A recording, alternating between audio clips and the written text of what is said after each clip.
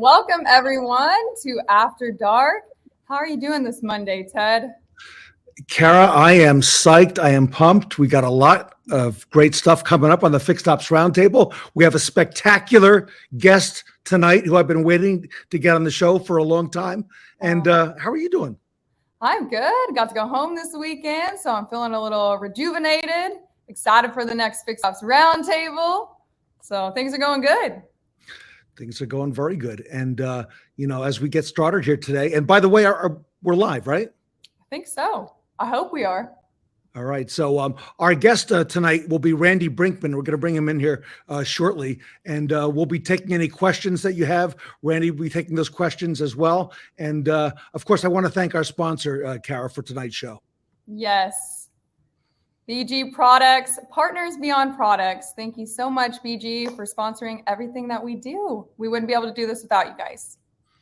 That's right. So thank you so much to BG Products and the team there. And as Kara said, we are very grateful to all of you for all you do. And okay, so we had a big event in March. March Madness, March Magic is now just about behind us, right? Almost. All right. And what do we got coming up here? We've got another event is it May? It's May. I'm getting excited. It's all, I think it's something to do with this. Whoa. Who is that, Kara? I'm just figuring out. This is Darth Vader, Ted. Who would have thought? Oh, wow. So is that going to be one of your get-ups for the show? It is. I have this outfit. I'm going to be a few other characters as we progress towards the show. So I won't reveal the other costumes quite just yet, but y'all stay tuned for those promos because they're going to be better than they've ever been. I can promise you that. Yeah, and we've been actually holding back on everybody, just waiting to get everything in order here. And let's share with everybody when that show is, Kara. Yes, it's going to be a 3-day virtual event on May 17th, 18th, and 19th. So you can get your complimentary tickets now at fixedopsroundtable.com. Great. And we look forward to seeing everybody there. And that will be the May the 4th Fixed Ops Roundtable will be with you. So we're looking very much forward to that. Okay, so without further ado, Kara, I want to introduce our featured speaker tonight. If there were a Fixed Ops Hall of Fame, he would be in it. In fact, that's not a bad idea. Maybe we should have a Fixed Ops Hall of Fame. It's Randy Brenckman. And Randy, no stranger to the Fixed Ops Roundtable. Welcome to the event. Good evening, guys. How you doing? Fantastic. We're better now. Oh, there you go. Thank you. Randy, you look very, very relaxed and rested right now, by the way. Well, I don't know why, because 2 of my 5 grandchildren have been here all week, and they leave tomorrow morning. So Papa is a little tired. Aww. Wow. All right.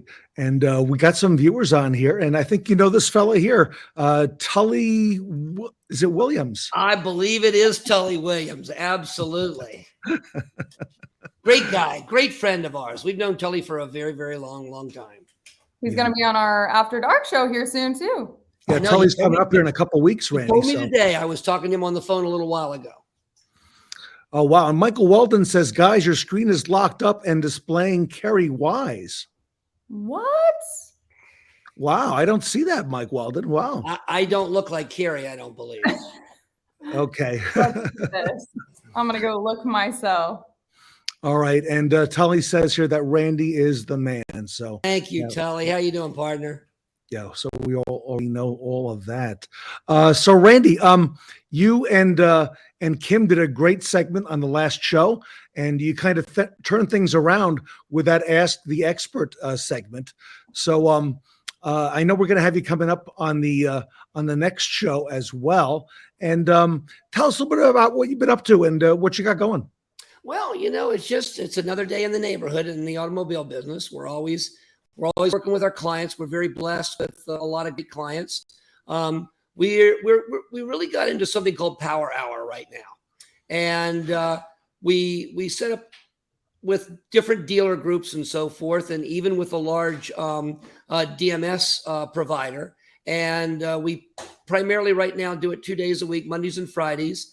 and we do something called Power Hour, and we get on Zoom calls, and we take care. We do somewhat of a scripted training based on what they want, and then we do roundtable discussions and so forth within their own groups, and come up with opportunities and solutions, and put them into play. And when we just keep building on that, so it's been real successful. Wow. And for those people who don't know, tell us a little bit about your background, because you spent a couple years, is that right, at NADA? Yeah, I did. I'll age myself a little bit here. I was got out of college in '75, and I went and worked for another company. And then I guess it would have been 1984 in January, I got into the automobile business. And I worked for one dealer group for, I guess, about 9 years, give or take. I can't do the math in my head. And then in 1992, I went to go work for NADA.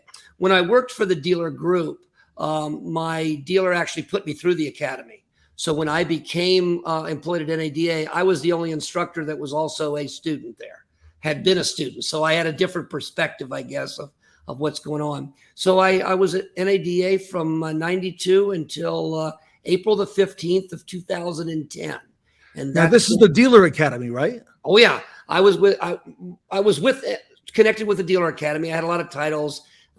Director of curriculum is what I was at the end, which was kind of fun. But I was there for, I guess it was 18 and a half years, 19 years. So if you think about it, for 18 and a half years, 19 years, whatever, every other week for 18, 19 years, I would have 32 to 42 of our audiences. I'd have them from Monday through Friday. So what an experience. And you get immersed in things. And I always say, when you steal from one person, it's plagiarism. When you steal from many, it's research. And I had the best research you could ever find, because it not only did you try to impart the knowledge and help to the students, but what a great swipe file. And what a different perspective they would give you to sit there and say, I never quite thought of it that way. I need to change my thoughts as well and get out of the environment that I was at the dealership and so forth. So amazing, just absolutely amazing.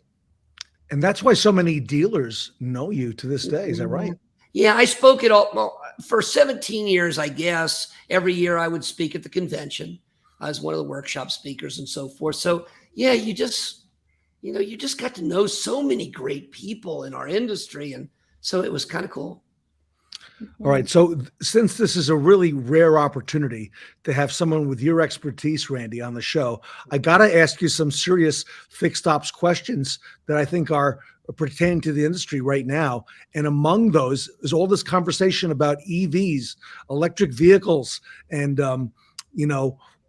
what's coming and when is that coming, Randy? And as a dealer, how serious should I be taking that right now? Okay, what's coming? Who knows? When it's coming, it already has. And what should dealers know? Well, I'm not sure right now every dealer is going to be immersed equally at the same time, because different manufacturers, different OEMs are taking different positions and so forth. And some cases, we don't even know where they're going yet. What should they do? Get immersed in this. And I think the easiest way, let me try this, since I've had 3 seconds to think about it. I think what they should probably do is get very good at appraising pre-owned electric vehicles. I think you're going to learn a lot. I've heard so many horror stories that people have bought a pre-owned vehicle and they're not sure what comes with the vehicle. Are the features a subscription, or are the features staying with the vehicle? And is the subscription for a length of time? Is it renewable, or is the subscription end with a new owner? I mean, horsepower increases and so forth. Know of somebody personally that purchased one. The dealer that they purchased it from knew very little about it. And they ended up paying an extremely low price in today's market for a vehicle that had the performance package built into it. They didn't even know it. So there were some things there. So the more we can learn about it, we can do better. I mean, I hate to say this about our industry, but we've got certain salespeople where the customers come in right now that know more than the salespeople. Of course. So this is just something I think if we get involved in the pre-owned market, you get a chance to see what's out there and what's coming, because how are they going to be different between manufacturers and manufacturers? You've got an iPhone. How many different cords do you have just to charge an iPhone with the different? What's going to happen with this? So it's coming. There's no doubt about it. It's going to come. I think this is a fair statement. It's going to come faster in areas like Southern California than where it's going to be a suburb of Ottumwa, Iowa, where the zip code is EIEIO. I mean, it's just going to be different things of that nature. So, but you got to get immersed in it. I mean, you go back to Henry Ford when they were trying to figure out how do we compete with Henry Ford, and the answer was get a stronger and larger and faster horse. So we got to forget that, and we've got to get immersed in this. So Tully was telling us at the last event, Kara, and by the way, Kara knows that, 9 months ago, a year ago, we didn't hardly even talk about EVs at the Fixed Ops Roundtable, and now we're talking about them all the time. Tully was telling us that in California, I believe he said 25% of the vehicles sold are sold by Mr. Elon Musk over at Tesla, okay? And that they are doing a tremendous number. I think he said 50 EVs in sales a month in California at his dealer group. And, so also they're attracting a new form of technician who wants to be involved with the cool thing, these EVs. So there's a lot of new things coming, and California is kind of leading the way on that. And, I live here in Scottsdale, Arizona, and you can hardly throw a rock without hitting a Tesla here. They're everywhere here. And I have solar on my house, and one of my friends is getting solar, and he has an electric vehicle. And he was they're in the process of installing it. Well, when you go to get it installed, they can only offer you a percentage of the power that you're going to use with the number of panels and so forth. And I think there's something now that if you have an electric vehicle, they increase the panels also to aid you with this usage that you're going to have. It's phenomenal. It's phenomenal how it's changing our lives. We all know that. It's absolutely changing our lives. Yeah. Tim Wilson, who's on right now. Tim, good evening. Says, would dealers get better in tire sales with EVs than they are now? And there's been a lot of talk that some of that maintenance is going to go away, Randy. And, yeah, exactly. And Tim's 100% right. I've got a couple neighbors here that have Teslas, and they talk about how heavy the vehicles are. They're very, very heavy. And so one of the things that you are going to have are tire sales. And yeah, we better get good at tire sales right now. I mean, what's really scary about tire sales? Being a general manager of a dealership, I have never had an employee that comes in and says, Randy, can I talk to you for a minute? I said, sure. My buddy wants to buy tires. Can I use my employee discount here to get tires? Have you ever heard that? Or have you ever found out that they tried to sneak a friend through? They didn't even try to sneak it through. So we've really got to get on this tire deal because it's such a retention tool. Yeah. I always wondered about the technicians and stuff, the old school guys that are here that have worked on cars for maybe their entire lives. Do you think they're going to be up to speed and want to work on these EVs? Well, we can only hope so. If they're young in age, they're going to have to. Yeah. If you're a technician that's my age, I think you can go ahead and stick your head in the sand because there's going to be plenty of combustion engines to keep going on what you're doing.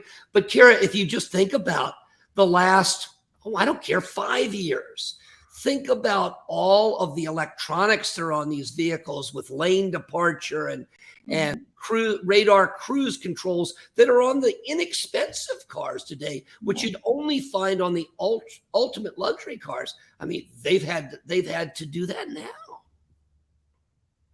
Wow. Now, I don't mean to get us off just on EVs. Randy, one of the things that you've been talking about quite a bit is the historic metrics that we've been tracking and following in dealerships, and why they may not be the best things to be looking at. Tell us a little bit more about that, if you don't mind. Okay. Well, you've heard me say this a million times, but this is just math works, okay? Hours per RO, dollars per RO, and effective labor rate have been historic metrics in our industry to this day. Even 20 groups and things of this nature. These are key columns in the composites. Yeah. So what we do, a lot of what our company does, is we train general managers on the fixed ops. Most general managers, if you allow me to stereotype, they come from the front end. They just do. And so they don't go back in parts because it's dark and there's spiders and there's always a white fan with tape on it somewhere. And in service, are they the morale suppression officer?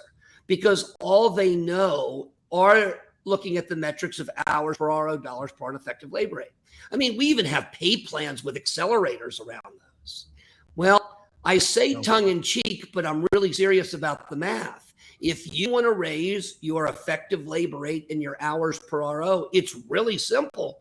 If you want to raise those averages, what do, Ted? You close on Saturdays. You tell new customers to stay away for 4 or 5 years. 5 years to come back for 5 years, right? Overcharge anybody who dares to see you. Please don't do a multi-point inspection because an in-cabin filter or tires is going to lower these averages. So it's just crazy. You put the math to it, and I'll take this one. I'll go tooth and nail on this one forever because you can't prove the math any other way. Mm-hmm. Now, if you're in California, we can go back to EVs in California with rolling blackouts. How's that going to affect? I mean, how many times have anybody that's watching got into the vehicle, and I will just say a family member has been driving it, and you start it up and the fuel gauge goes further to empty because the light's on. Now, what are you going to do if it's an EV? Mm-hmm. What are you going to do if they didn't plug it in or whatever, and you go to get in there and you're at the end of your, so now you got to change your lifestyle because you've got to get this thing set up before you can go. So there's some things there. But hours. What's that? So you got to wait 5 hours for it to charge. Or a supercharger. Who knows? I don't know enough about what's coming with fast charges and things of that nature. But, that's the deal with these historic metrics. They're just damning. I'm sorry. They're just absolutely damning. Yeah. If you have an accelerator for, let's say, hours per RO, Randy, be at 2 hours per RO, and I'll give you a bonus. I'm at 2.01 hours. I'm in the bonus program. My next customer comes up and is a clean car that's there for their first service. I got to walk them because if I take it, I lose. No different in used cars. Get me to $3,000 an average PVR front end gross in used cars. I'll give you a $1,000 bonus. I'm at $3,001. My next customer is here on the oldest used car that we have in stock, and we've priced it at $2,600. I got to walk them because I can't sell it for higher than the internet price. It's illegal. So what do you do stuff like that? Yeah, it ruins your average there, Randy. So, and you're out of the bonus money. How many F&I people would like to take the last 2 days of the month off because they know it's going to hurt their pay? I mean, and we're speaking to general managers right now so they can really get a taste of what this is. Mm-hmm. So I got to ask you about parts. I was looking at your website a little bit earlier. And by the way, your website is randybrenckman.com. Is that right? Absolutely. Okay. And that's how I can remember it. You've got online learning there, and you've got consulting on there. But you talked a little bit there about the mystery of the parts department and taking the mystery out of the parts department. Right. So, Kara, a lot of people, including dealers, feel there's a mystery back there in parts. We're not quite sure what goes on or what's behind that counter. Randy, tell us about that a little bit, if you mind. Well, getting mystery out of the parts is hit the keys and get the heck out of the way. Mm-hmm. In the computer. That's one thing. And let the logarithms and so forth that are in there tell you what's going on and don't guess a lot of stuff. But so a real quick check is this. If a dealer has $500,000 in parts this month, then last month they probably had $500,000, and the month before that they had $500,000, and next month they'll probably have $500,000 again. So it's not going to change very much. So here's the deal. In parts, are you selling your inventory or somebody else's inventory? So that's the question. You want to sell your inventory. Why? For all the right reasons. You don't pay cost plus 10, but even more important than that is your technicians don't have to wait. Because I'll tell you, a parts manager can actually decide the number of technicians you're going to be allowed to have at your store. Because if I'm a tech and you never have the part, if I don't have 2 bays, I'm not staying. Yeah. Because I have to push it out, go get another one while I'm waiting for the parts and everything. So let's do this. So I'm always going to have $500,000. If I go to the income and expense statement of my financial statement, line 1 is sales, line 2 is gross. Sales minus gross gives you cost of sale. I sold $100,000 of parts at cost. That's what I sold this month, to keep the math real easy. All I've got to, if my inventory didn't change, how much did you put back on the shelf? If I sold 100,000 and I ordered nothing for stock, that means my whole 100,000 came from another dealer or another source. If I ordered 50,000 for stock, where'd the other 50 grand come from? I've got a 50% fill rate. If I ordered 80,000 for stock, 20,000 came from someplace else. So you want to be a first-time fill rate of about 85%. So that's just a quick check, just a real quick check. Here's what I sold. Did I order for stock, not put on the stock order, but for a future sale that I don't know who's going to buy it? Did I purchase 80 to 85% to put back on the shelf? If I didn't, we got a problem. It's really that simple. Another quick way to do it is this: true turns and gross turns. Gross turns talks about how much inventory you have. True turns talks about replacement, or whose inventory are you selling.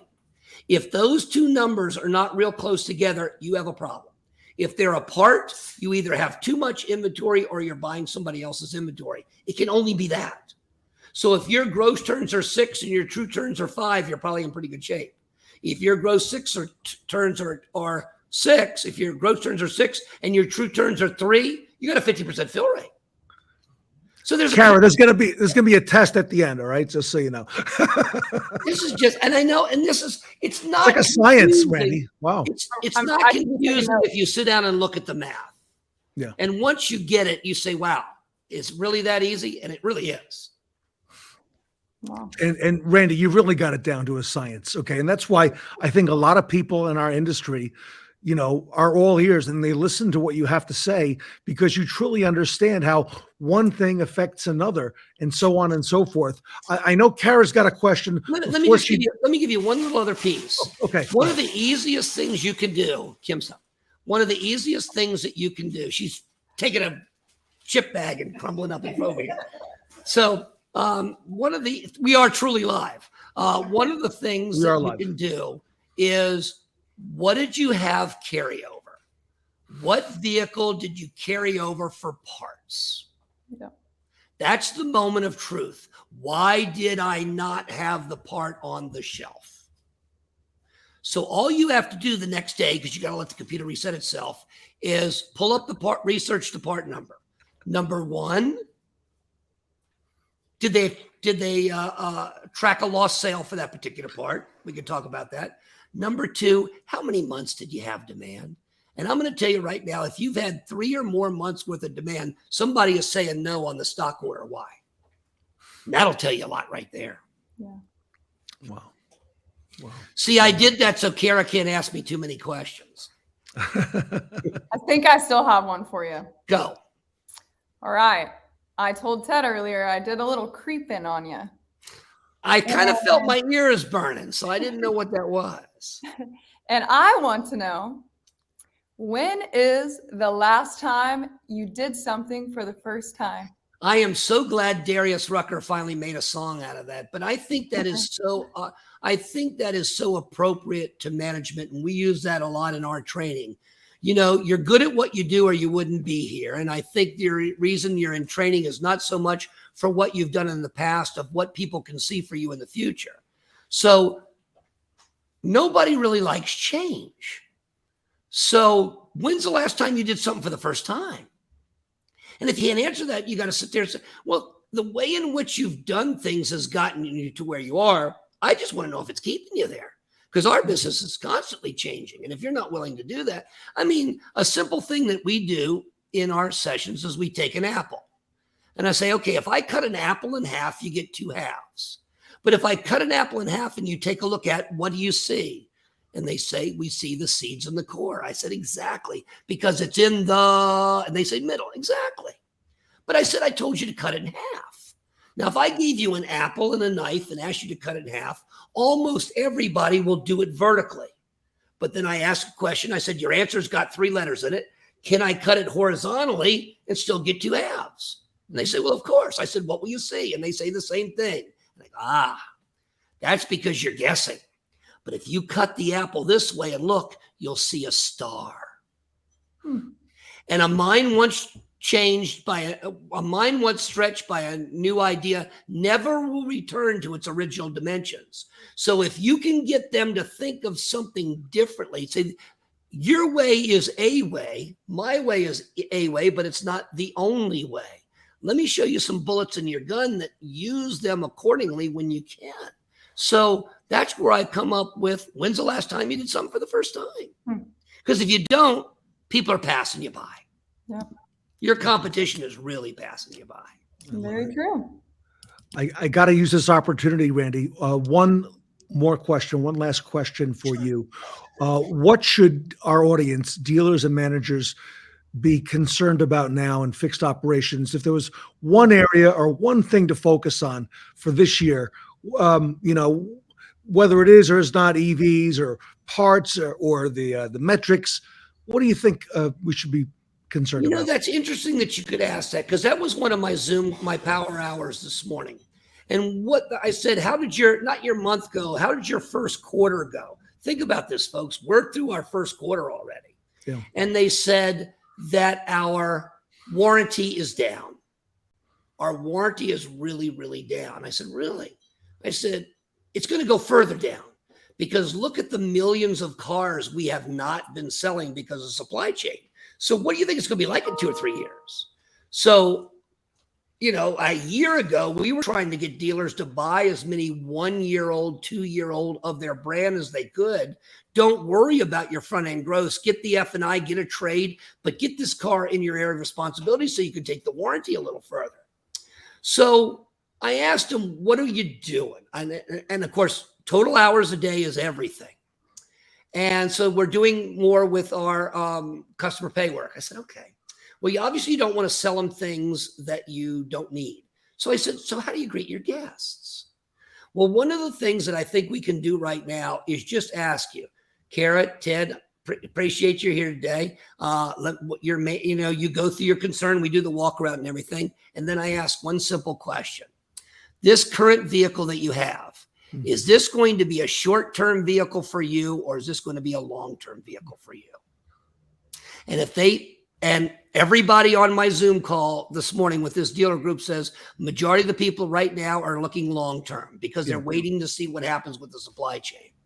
And I said, okay, if you are looking for this to be a long-term vehicle, we want to help you. We do a comprehensive multi-point inspection on your vehicle at absolutely no charge to you. And we do this for one reason, so you will know. So you will know. Takes the sting out of I'm trying to sell you something. And we do this so that you can make sure that this vehicle does last with you and be safe and and will work when you want to do it. Now, also remember, one day you are going to want to trade this vehicle in or sell it outright.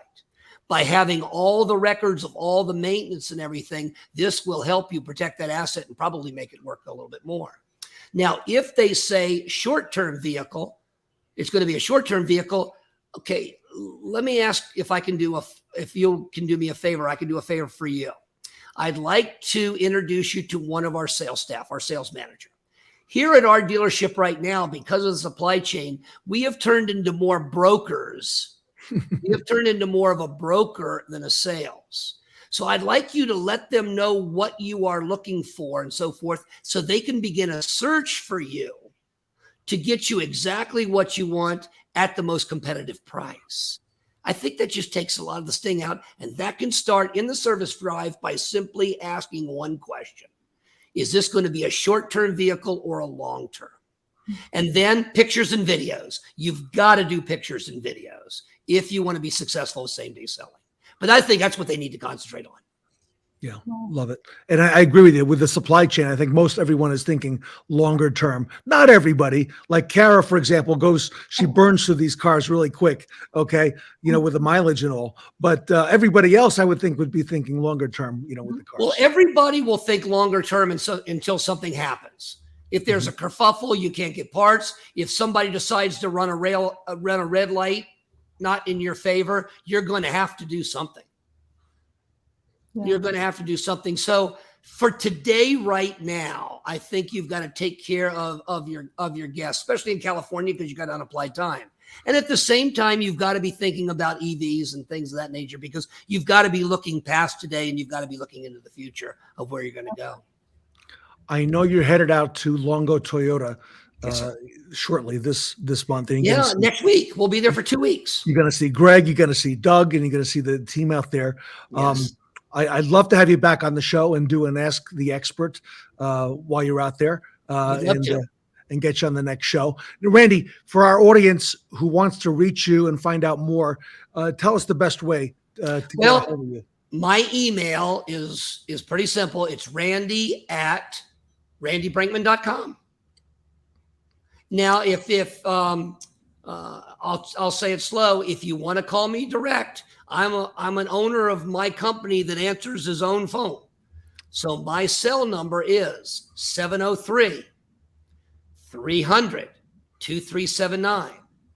That number again, 703-300-2379 for either a direct call or a text. And man, I'll talk to anybody. I love this business. I know you do. And I see that all over. It's all over your website as well, Randy. Yes, it is. Kara, tell us again, when is the next show coming up? Because we're really honored to have Randy Brenckman back. Yes. And him as well. Yes, it's going to be May 17th, 18th, and 19th, all virtual once again for those 3 days. And you can get your tickets now completely complimentary at fixedopsroundtable.com. And Randy, forgive me, but at our last event, in fact, our last two events, not only do we have Randy Brenckman, but we had the powerhouse team of Randy and Kim Brenckman. There she is.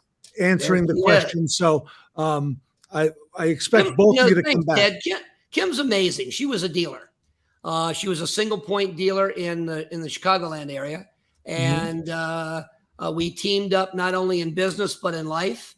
And we're very, very blessed with a mixed family. We have 4 kids ranging from 36 to 31. And we have been blessed with 5 grandchildren. Oh. So love of our lives. Wow. How amazing. Great stuff. Great car story, right? So yeah. Love it. All right. Well, Randy, thank you so much for being with us tonight live. Thank you very much for having me. I've enjoyed it. Yes, it was so nice to meet you. You too, Kara. And I think I'm gonna, go expand my knowledge now. Okay. Well, maybe do something for the first time. There you go. Do something for the first time. Just make sure it's legal. True that. Well, we appreciate you being on the show today, Randy. Thank you, Ted. And on behalf of After Dark, I'm Kara Delane. We will see you next Monday at 8 p.m. Thanks for watching. Thank you, guys.